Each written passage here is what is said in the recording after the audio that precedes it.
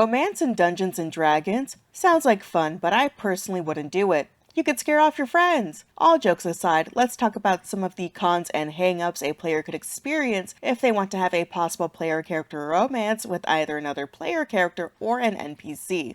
Let's get some of the psychology stuff out of the way. If you have not mastered the art of stepping out of the roleplay mind space and going back to being you, do not even think about starting a romance between your character and someone else's character. You could muddy the emotional waters between you and the other player, and there's a strong possibility that a lot of signals will be crossed. This gets extra messy if the other player or your DM already has a romantic partner. Like, we do not need to start that kind of drama over playing pretend with math rocks. I know we like to joke that D&D is your time to flirt with your friends, but there are friends you can flirt with and not experience the downsides, and there are friends you cannot flirt with. Which slides nicely into my next point. There is a non-zero chance your table did not consent to being an audience to a romance during their game. Like I keep saying, everyone and every table is different, and everyone's silent expectations of what to expect while playing will also be different. I need to emphasize the silent part because some people will say they are chill with whatever and will roll with the punches. But then that same person will clock a thing they just didn't expect to happen at the table because they thought their friends and DM wouldn't do that. Like, oh, you guys didn't seem like the type to bring this up during a game, and now I feel weird.